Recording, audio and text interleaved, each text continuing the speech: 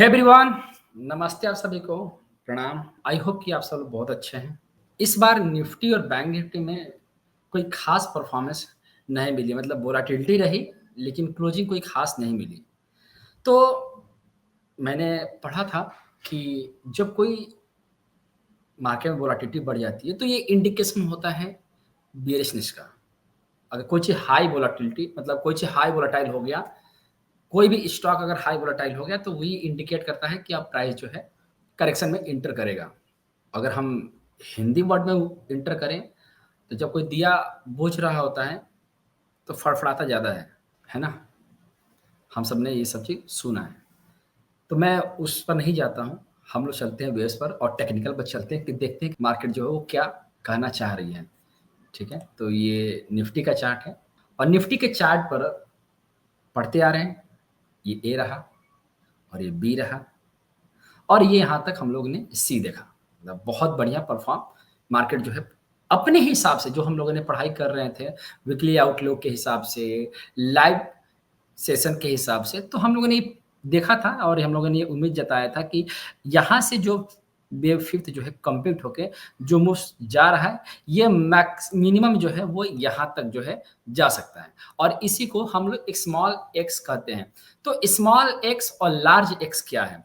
Small x तब बनता है जब पहला करेक्शन जिगजैग है और लार्ज एक्स तब बनता है जब पहला करेक्शन जो है फ्लैट है। ठीक है? तो अभी हम लोग जिसको इस पूरे स्ट्रक्चर को क्या रीड कर रहे थे?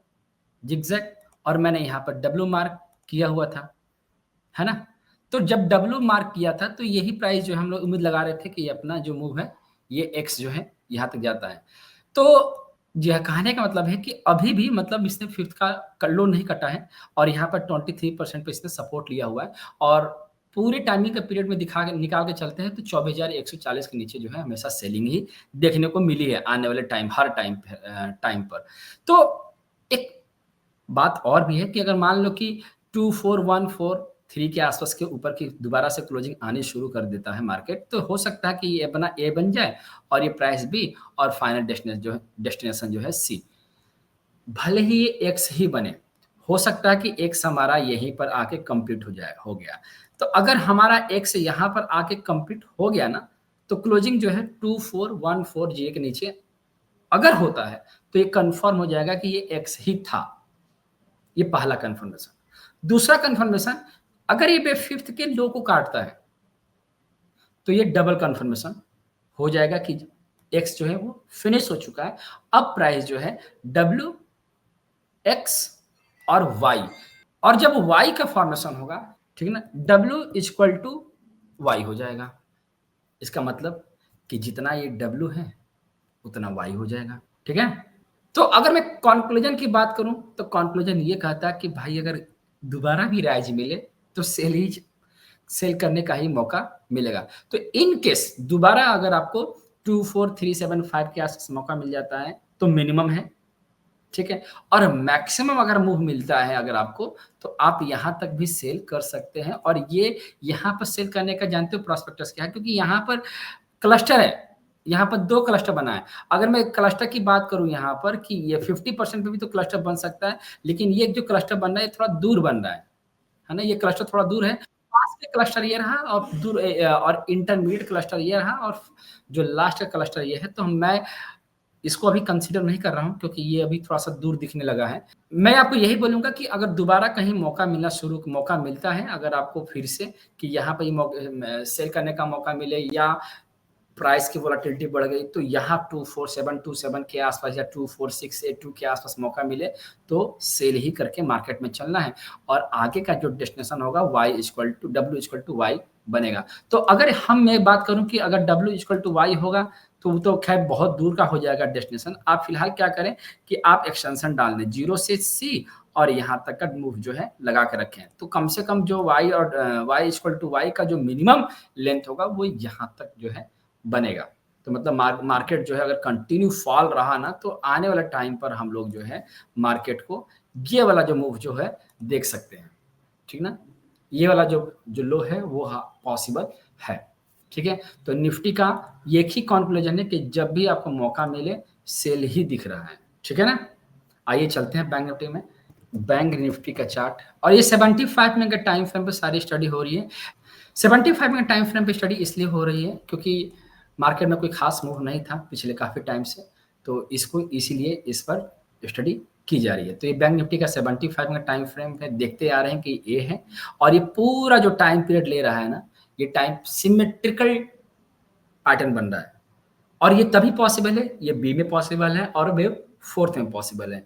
तो ये पूरा जो स्ट्रक्चर है डब्ल्यू एक्स वाई एक्स या वाई जेड के पैटर्न पर, या फिर ये आप ये कह सकते हो डबल करेक्शन कह सकते हो, ट्रिपल करेक्शन जैसा दिख रहा है, हर मूव जो है थ्री थ्री के मूव में जा रहा है। तो मैं इसको पूरे स्ट्रक्चर को सिमेट्रिक ट्रायंगल कंसीडर कर रहा हूँ, क्योंकि यहाँ से प्राय जो है ट्रिपल टॉप बनाया हुआ है, तो इसको मैं सिमेट्रिकल ट्रायंगल की तरह हम लोग, मैं इसको रीड कर रहा हूँ। तो अगर मान लो कि दोबारा अगर मौका मिलता है अगर इसमें शॉर्ट इनिशिएट करने का, तो दोबारा आपको 38.2% और 50% के आसपास भी अगर मौका मिले तो इसको शॉर्ट इनिशिएट किया जा सकता है। ठीक है, तो ये ए बनेगा और ये बी बनेगा। और अगर ये प्राइस जो है कंटिन्यू फॉल में रहा तो ये क्या होगा, सी हमारा कहाँ बनेगा, तो सी हमारा यहाँ पर बनेगा। ठीक है ना? अगर मैं बात करूं कि सी जो है हमारा 49,976 तक बनता है, तो हम कहाँ पर से कहाँ का स्टॉप रखेंगे, तो 38.2%, 50% और ये 61.1%। ओवरऑल अगर मैं बात करूं तो ये तीनों जो जोन है जो है वो सेलिंग के ही जोन है। प्राइस कभी भी 61.8% के ऊपर अब नहीं जानी चाहिए, लेकिन अगर ये सिमेट्रिकल ट्रायंगल है तो यही नहीं ब्रेक होगा, जो टॉप लगा यही ब्रेक नहीं होगा, प्राइस यहीं से ड्रॉप हो जाएगा। ठीक है, सिमेट्रिकल ट्रायंगल, अगर मैंने इसको सिमेट्रिकल ट्रायंगल की तरह रीड किया है और ये सही है, तो ये हाई नहीं कटना चाहिए। अगर हाई ब्रेक कर देता है यहाँ से, अगर ये यहाँ आया और यहीं से जाके इसने इसका भी हाई ब्रेक कर दिया, तो ये जो सिमेट्रिकल ट्रायंगल जो मैंने ऑब्जर्वेशन की है ये गलत हो जाएगा। ठीक है ना? तो क्या करना है कि अगर आपको कहीं भी मौका मिले 38.2%, 50%, तो आप इसको शॉर्ट इनिशिएट कर दीजिएगा और छोटा सा स्टॉप लॉस से ये कट जाता है, निकल जाइएगा। उसके बाद हम इसको लाइव मार्केट में काउंटिंग करेंगे, कुछ होता है तो लाइव मार्केट में काउंटिंग करेंगे, और डाउन साइड में जो डेस्टिनेशन लेकर चलेंगे मिनिमम यही लेके चलेंगे। फिलहाल के लिए मिनिमम डेस्टिनेशन यही लेके चलेंगे। और अगर मैं इक्वलिटी की बात करूं तो इक्वलिटी तो खैर काफ़ी दूर है, 48,000 के नियर अबाउट है। ठीक है, तो कंक्लूजन यही निकला इस छोटे से वीडियो में कि मार्केट जो है सेल ऑन राइज के मोड में है। ठीक है, तो जब भी मार्केट में मौका मिले आप सेल की तरफ आप सोच सकते हैं। ठीक है, तो ये छोटा सा वीडियो मैंने आपको दिया है, और कुछ था नहीं मार्केट में ऐसा कुछ रीड करने के लिए, बाकी तो हम लाइव मार्केट में इसको पढ़ाई कर ही चुके हैं। ठीक है, तो कैसा लगा वीडियो मुझे कमेंट करके जरूर बताना। ठीक है, और क्या समझ में आया उसको भी हम लोग रीड करेंगे। ठीक ना? अपना ख्याल रखिएगा। प्रणाम आप सभी को, नमस्ते।